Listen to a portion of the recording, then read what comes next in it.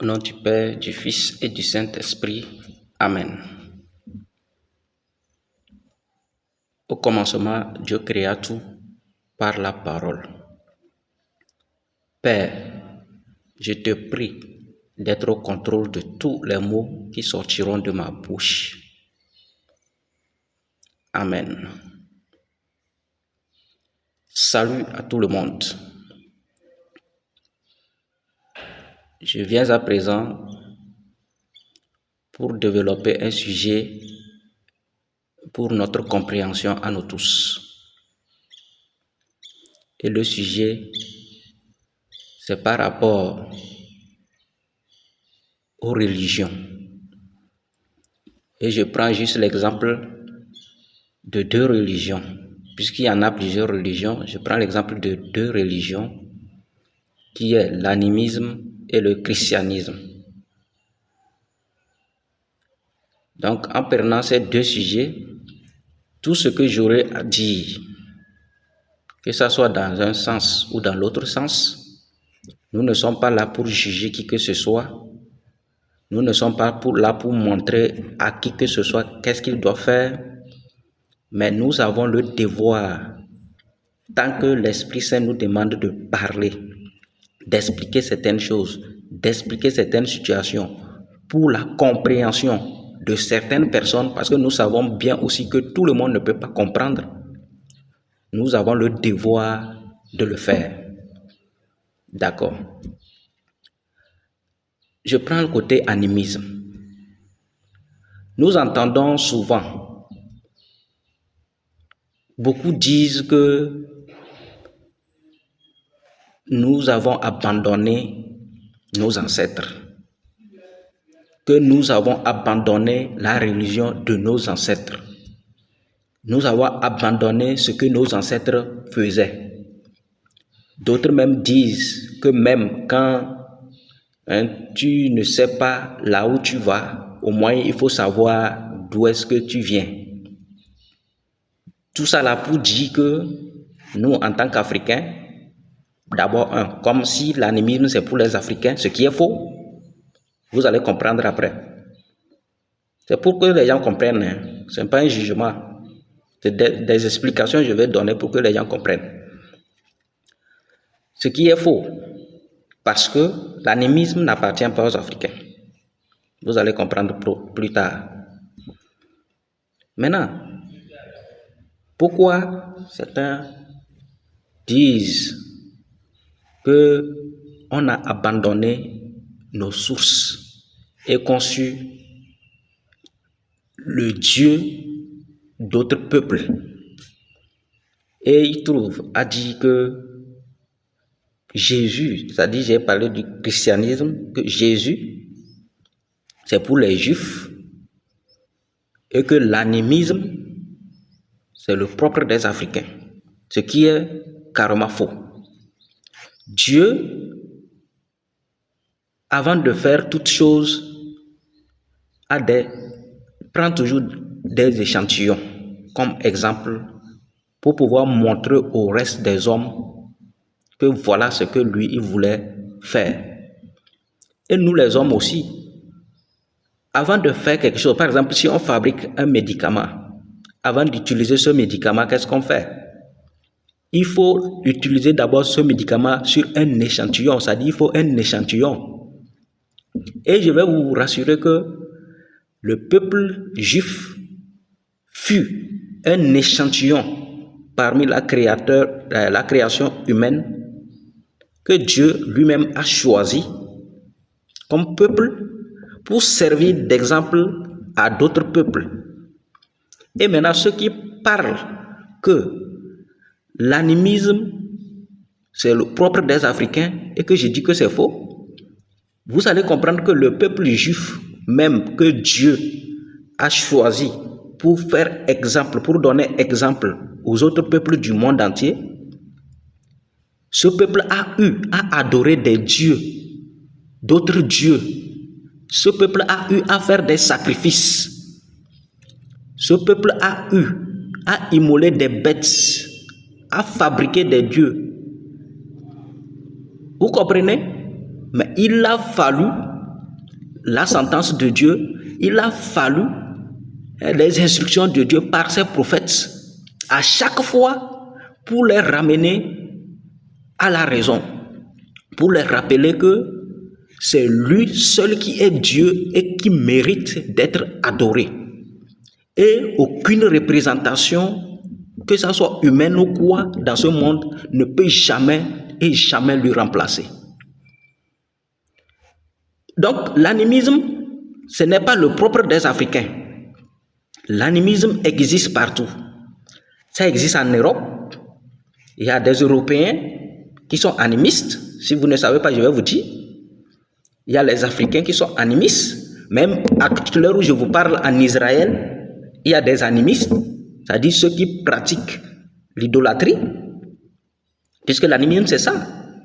Parce que, si nous prenons le Togo, les fétiches de Dapong ne peuvent pas être les mêmes fétiches de Lomé.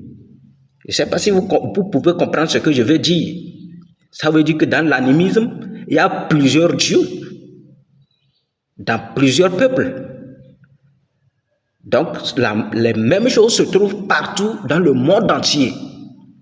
Et ce n'est pas l'Afrique qui a colonisé ces gens pour imposer l'animisme, comme les gens pensent que c'est la colonisation qui a fait qu'on nous a imposé le christianisme.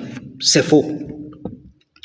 Le Christ est venu, et pour venir, chaque personne, pour arriver dans ce monde, doit passer par une famille.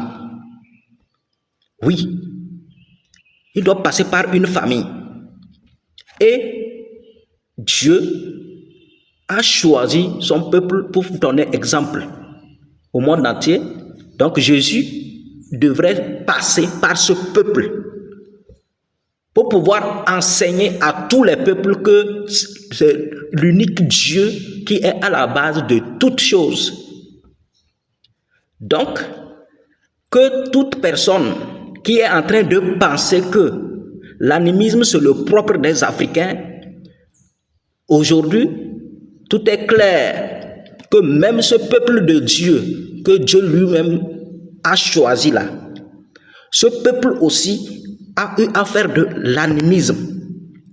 En Israël, il y a des animistes, il y a des gens qui adorent plusieurs dieux. En Afrique, il y a des gens qui adorent plusieurs dieux, les fétiches. En Europe, en Amérique, c'est-à-dire partout, sur tous les continents, il y a l'animisme. Donc le christianisme n'appartient pas à un peuple. L'animisme n'appartient pas à un peuple. Il faut que ça soit clair. Jésus, qui est Dieu, et c'est Dieu qui a créé toutes choses, et Dieu n'appartient pas à un peuple. Donc, comme Dieu n'appartient pas à un peuple, comment le Christ va appartenir à un peuple? Ou bien, maintenant, ceux qui sont des animistes et qui pensent qu'il faut adorer des fétiches, qu'il faut immoler les bêtes sur les fétiches, qu'il faut perpétuer les actions de nos ancêtres. Tous ceux qui pensent de cette manière doivent comprendre que Dieu a refusé ça à son peuple. Et c'est pour cette raison qu'il s'est réincarné.